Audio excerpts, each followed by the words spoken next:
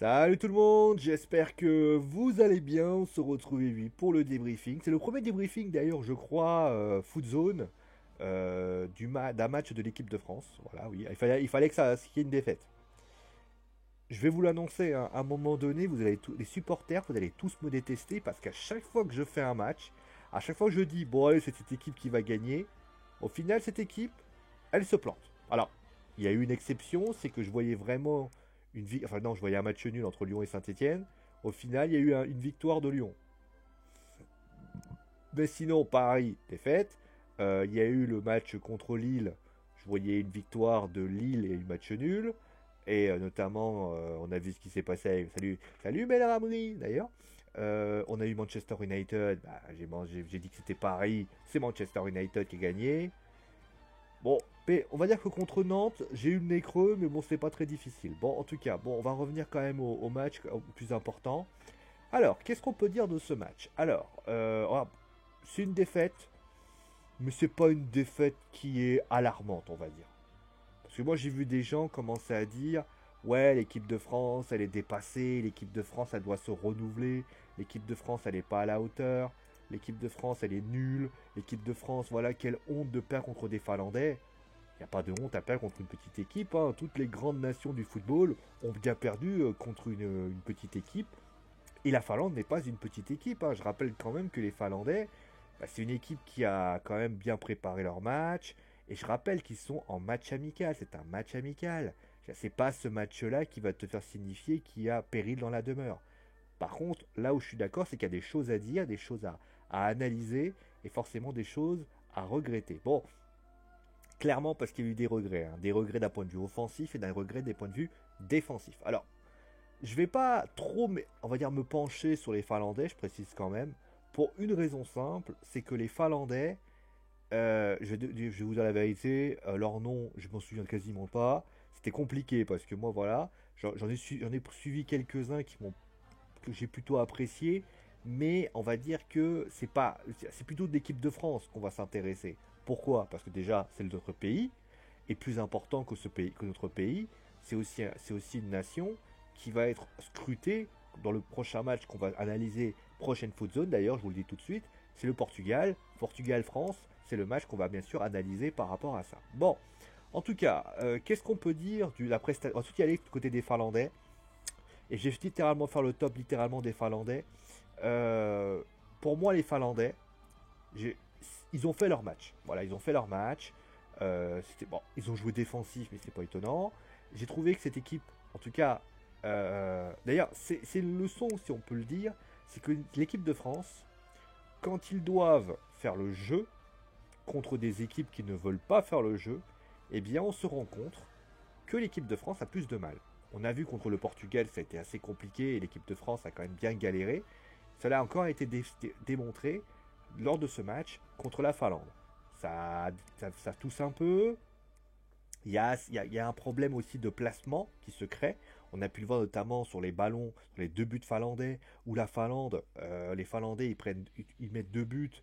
C'était assez impressionnant. Mais dans l'idée, voilà, c'est dans la verticalité. Il y a eu beaucoup de verticalité. Je trouvais d'ailleurs qu'il y avait une belle agressivité. Ils étaient présents dans les duels. Je trouvais notamment aussi que au milieu de terrain, alors c'était moins vu plutôt dans les 30 dernières minutes, mais on va dire pendant un paquet de temps, l'équipe de France a buté face au milieu de terrain finlandais. Je veux dire, si on m'avait dit ça avant le match, j'aurais jamais cru. Je veux dire, les mecs, il faut quand même rappeler que Coco alors je vous précise un cas, alors je vous donne le nom, je vais vous dire le nom, Karl Jalenen, eh bien, a quand même réussi à tenir tête à Pogba, Nzonzi, Sissoko. Sur l'heure, je pense que c'est comme ça, a réussi à tenir tête. Force a été l'homme du match. Voilà, ça c'est quelque chose que moi j'estime est assez intéressant. Vraiment au milieu de terrain, franchement très très bon. Et puis défensivement, je trouvais beaucoup de cœur. Voilà. Après, ça a été parfois compliqué. Mais bon, on verra notamment qui ça a été les tops. Mais voilà, beaucoup de cœur, beaucoup d'envie. Mais après, c'est vrai que défensivement, quand le milieu de terrain était passé, on a vu clairement que les Finlandais, ben, en un contre un et face à certaines équipes, notamment surtout en deuxième mi-temps, ça a été, Ça a été très compliqué par rapport à ça. Voilà. Bon, on va passer au top. On va faire les tops rapides du côté des Finlandais. Comme ça, on aura le temps de parler de l'équipe de France. Je vais mettre Valakari, hein, clairement. Je vais mettre alors Kalra Jenen, Coco, Force, qui est pour moi l'homme du match. Parce que le mec, il fait quand même, il a fait un match exceptionnel. Schurler, voilà. Jorchen, ouais, parce qu'il a quand même été là, il a quand même fait quelques arrêts déterminants. Voilà. Mais voilà, j'ai rien à dire de plus.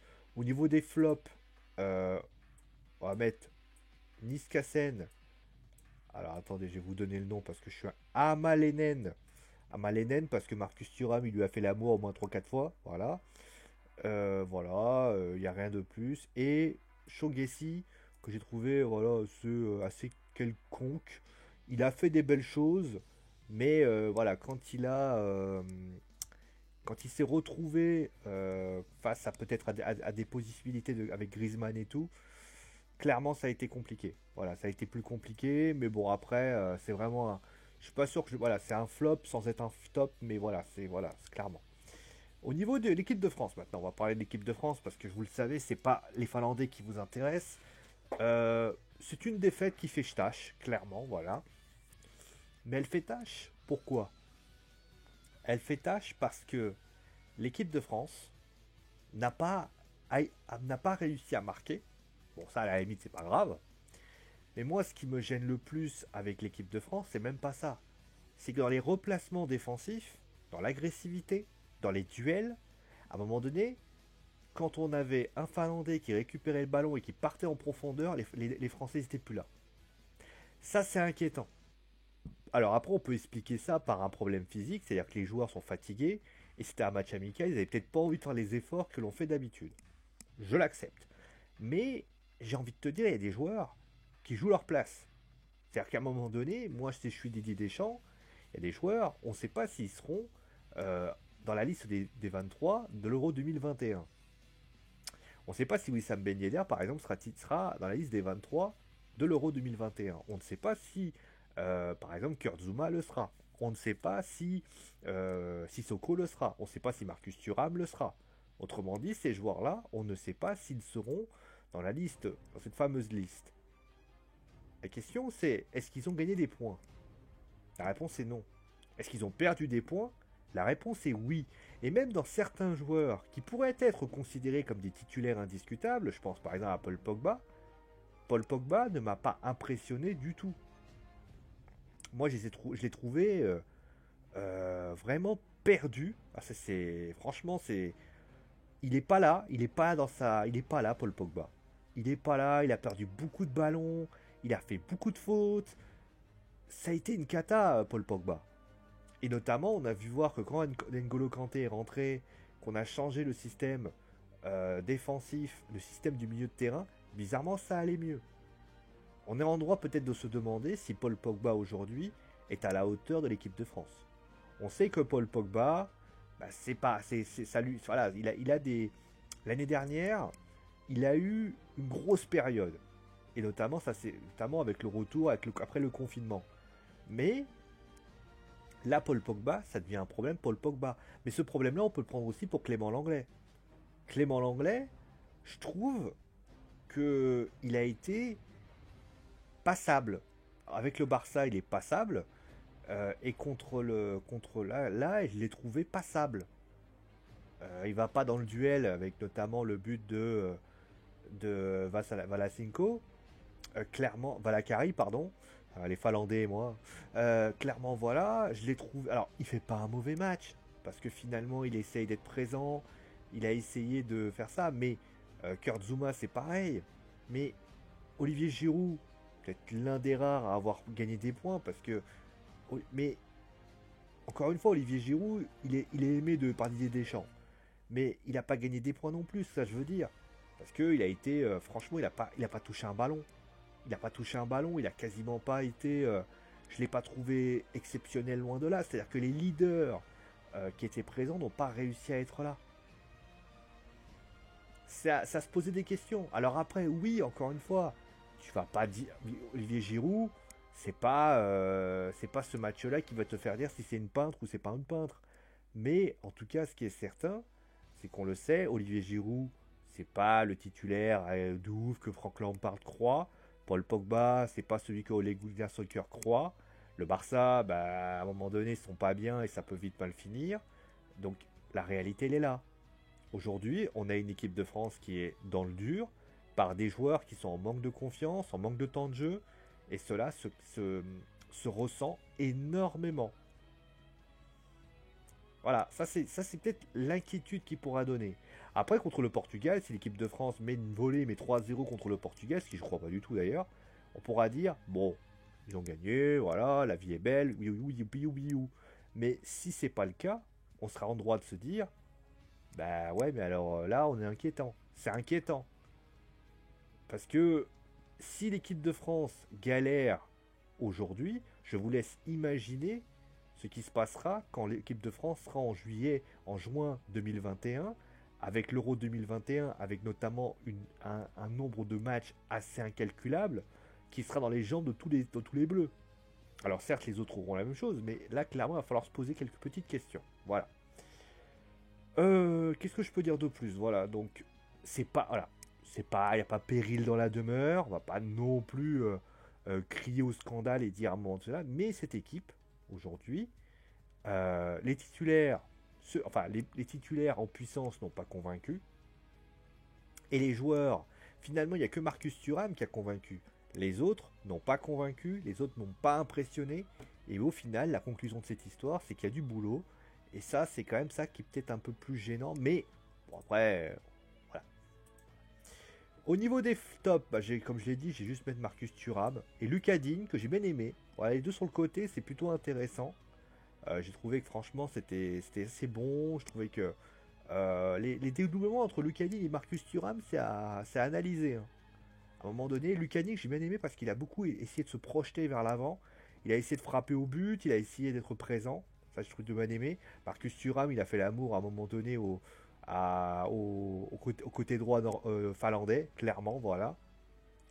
Voilà, donc c'est ce qu'il y a à dire. Après, bah, pour les flops, bah, tout simplement Paul Pogba. Alors, j'ai déjà expliqué, hein, Paul Pogba, la perte de balle, de la nervosité aussi qui n'a pas lieu d'être. Quand tu vois que Paul Pogba, à un moment donné, il te fait des fautes, à un moment donné, l'arbitre est obligé de lui dire arrête parce que je vais te mettre un carton jaune. Je l'ai trouvé pas serein dans l'impact, dans les duels. Tu le sens pas bien physiquement. Et clairement, même dans les pertes, dans les récupérations du ballon, il a perdu un nombre de ballons incalculable. Paul Pogba. Franchement, moi, il m'a mis sur Sissoko parce que c'est lui qui vient le premier but. Il fait une perte de balle qui, pour moi, occasionne ça. Ben Yedder et Giroud. Ben Yedder et Giroud, bah Ben Yedder parce que il attendait des choses, mais il perd des ballons. Il perd un ballon pour le deuxième but et il le paye cash. Voilà, c'est pas terrible, voilà, clairement. Et Giroud, parce que comme je l'ai dit, c'est un titulaire en puissance, c'est lui qui doit mettre quelque chose. Au niveau du duel aérien, quand même, le mec, il était face chaque année-ci, je veux dire, même s'il a galéré face à d'autres équipes, contre d'autres joueurs, notamment quand Martial est rentré, bah, bizarrement il a galéré, voilà, il a vraiment galéré, même si ça a été difficile, mais contre Giroud, il a été impérial, voilà, donc clairement, c'est pour ça que je dis que c'est un flop top, c'est parce que contre Giroud, ça a été bon, contre Martial, je pense qu'il a plus galéré. Mais voilà, en termes de qualité, ça a été une catastrophe par rapport à ça. Kurt Zouma, que j'ai trouvé lent, que j'ai trouvé à un moment donné, le deuxième but, il va pas vers le mec. Alors certes, on pourrait mettre l'anglais aussi, hein, clairement, les deux, voilà. Nzondi, que j'ai trouvé passable. Voilà, passable. Franchement, il est un peu là, il est un peu coupable dans le deuxième but aussi. Franchement, c'était pas terrible. Voilà, donc rien. Alors, encore une fois, je répète, on va pas tirer des boulets rouges. Enfin, je tire à boulet rouge. Plutôt, c'est un avertissement. Voilà, on va dire ça comme ça. C'est un avertissement. On va pas taper du poing sur la table. On va pas s'énerver pour si peu. Mais j'ai envie de te dire, Marcus Thuram a dit quoi? C'était une bonne période. On a eu deux buts. On a essayé de pousser, bien défendu. Voilà, donc on va laisser les choses se faire, mais en tout cas, il faut pas que l'équipe de France refasse une nouvelle défaite parce que là, ça risque de faire assez tâche. Alors en tout cas, merci à vous tous d'avoir suivi l'émission, portez-vous bien et on se retrouve pour le Portugal. Ciao les amis.